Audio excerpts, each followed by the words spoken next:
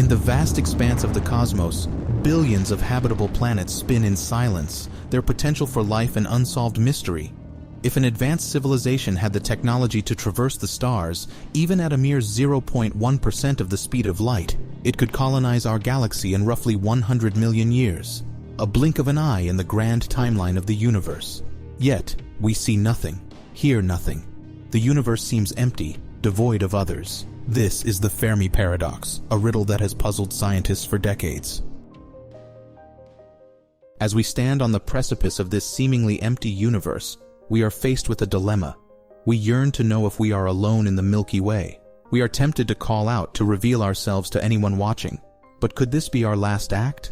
For what if the universe is not empty? What if it teems with civilizations all hiding from each other? What if those who dared to attract attention in the past were silenced by unseen forces? This is the dark forest solution to the Fermi Paradox, a theory as chilling as it is fascinating.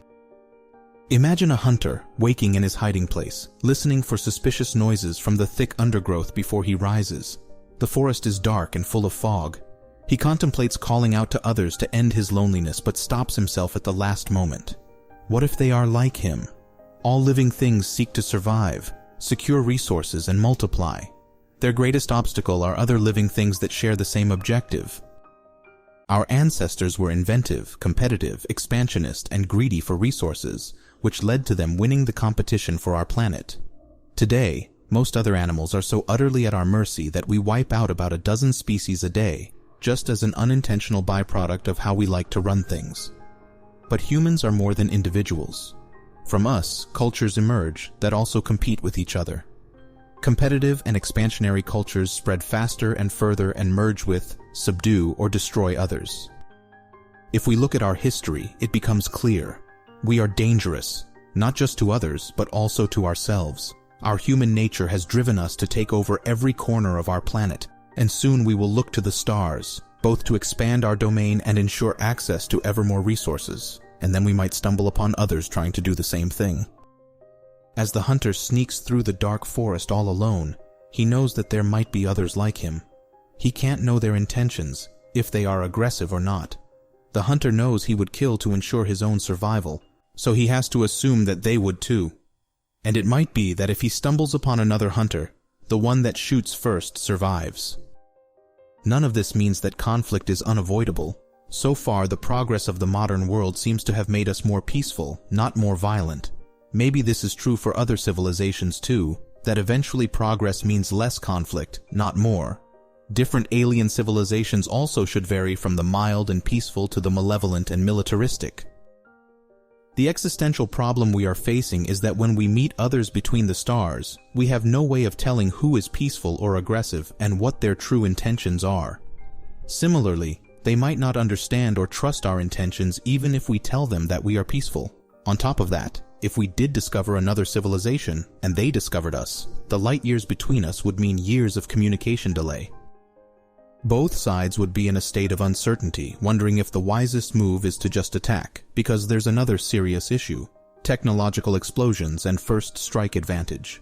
We do not know where the limits of technology are, but we do know how much technological progress matters in war. A few hundred or thousand years can turn conflict with uncertain results into a one-sided massacre. Caesar's legions would stand no chance against Napoleon's army with their cannons and muskets, which would be eradicated by artillery from the First World War, which would not stand a chance against today's drones and guided missiles. So the power level of different civilizations may vary massively, and even if not, between the time it takes us to detect another civilization, we might already be hopelessly behind on the tech tree. If your opponent is light years away, sending an invasion fleet takes so long that by the time it arrives it might be hopelessly obsolete. So, war between civilizations might be just about eliminating the other to remove an existential threat to yourself. Someone else who might be so scared of you that they attack the first chance they get. In this environment, the only way to guarantee a win is to strike with such force and speed that the target has no chance of survival or time to counterattack or escape to seek revenge later. The stakes are the highest possible with no room for error. If we assume that the majority of civilizations live on planets that leaves them pretty vulnerable, all you need to do is throw something massive at a planet to make it uninhabitable. So the ultimate interplanetary annihilation weapon is probably something like a relativistic kill vehicle, a missile shot at a planet at a significant fraction of the speed of light. For example, a missile the size of a person going 95% the speed of light has as much energy as all nuclear bombs on Earth. If you shot a few dozen at the civilization you wanted to wipe out, success would be fairly certain. Even a single hit would suffice. This is not that absurd of an idea. A civilization only slightly above us on the Kardashev scale would have enough energy to send multiple strikes against every planet it suspects of harboring life. What makes these weapons so sinister is how much they favor a first strike, since they would be so fast that it might be impossible to protect yourself effectively against them once they're launched. Conflict between civilizations may not be lengthy affairs, but rapid winner takes all situations where the first one to shoot wins. This makes any civilization an existential threat to any other. And if every civilization is an existential threat to every other, there may be only two kinds of civilizations out there: quiet ones and dead ones. So what should we do? It is unlikely that anybody has noticed humanity yet. The radio signals we've transmitted in the last 100 years traveled a relatively tiny distance and have long decayed into unreadable noise. At our technological stage, if we don't actively try to get noticed and if nobody specifically looks at our pretty unremarkable solar system, we'll stay hidden. But one day we will venture into space in a serious way and need to consider these kinds of questions again. We don't know if there are others or if we are going through the forest alone, but we have no way of knowing for sure. For the time being, it seems the best we can do is to carefully listen, and even if we see others step into a clearing and make themselves known, we should not reply right away but carefully watch them from the undergrowth. Perhaps we are also thinking about this all wrong by allowing our primitive brain, that evolved in the context of the gruesome competition of life, to conjure fears of predatory aliens all around us. Maybe the fact that we are looking at the universe like this is a sign that we are not grown up yet as a species. There could be a friendly, welcoming community of alien civilizations waiting to hear from us when we are ready. As for now, the good news is there is actually little we need to do. We just need to be thoughtful about the signals we send out into the galaxy. We need to watch the sky and learn more about our galaxy, our forest. Because whatever the nature of our forest is, full of dangers or friends, or nobody at all, only careful observation can tell. So let's do that. At last, the hunter reaches a clearing and finds a comfortable position. Slowly the sun melts the fog away. Lost in thought, he admires the vegetation until suddenly he is eye to eye with another hunter, frozen in terror just like himself. His mind is racing, considering all the different options. The hunter takes a deep breath and makes a decision. Maybe the only way out of the dark forest is to step into the clearing together. In this cosmic game of hide and seek, the hunter realizes that the potential for cooperation is as vast as the fear of conflict. If instead of choosing to strike first, he extends a hand in peace, he opens the door to countless possibilities.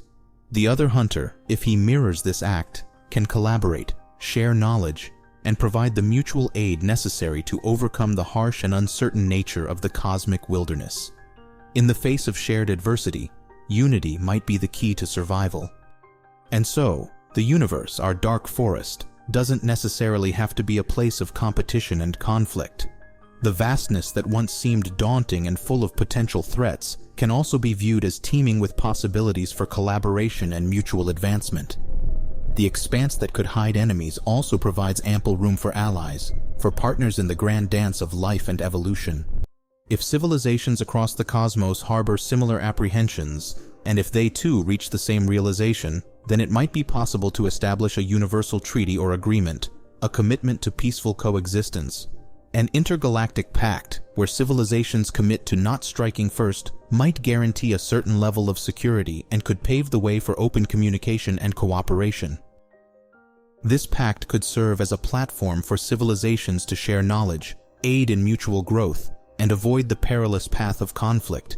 Each civilization could contribute its unique insights, wisdom, and technology, making the collective far more potent and resilient.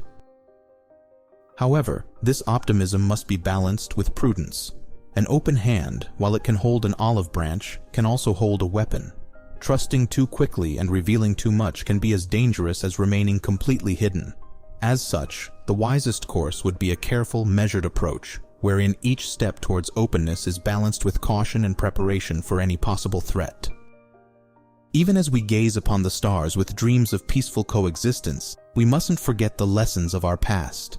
Just as we must guard against the fear that drives us into conflict, we must also be mindful of the naivete that can leave us vulnerable.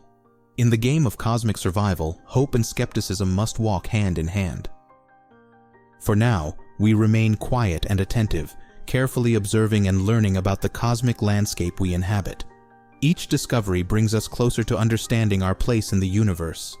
Perhaps in time, we will step out of the undergrowth into the clearing, extending a hand not in aggression, but in partnership. After all, survival in the dark forest doesn't have to mean outgunning your opponents. It could mean turning potential enemies into allies. The hunter gazes at his counterpart in the clearing, seeing not an adversary, but a fellow explorer in the cosmic wilderness. Their eyes lock, each recognizing the fear and uncertainty in the other. A moment hangs in the balance, a decision that could shape their future. The hunter takes a deep breath, lowers his weapon, and raises an open hand. The other hunter pauses, then mimics the gesture. It's a small step, but one that could herald a new era in the cosmic journey, an era of unity and cooperation,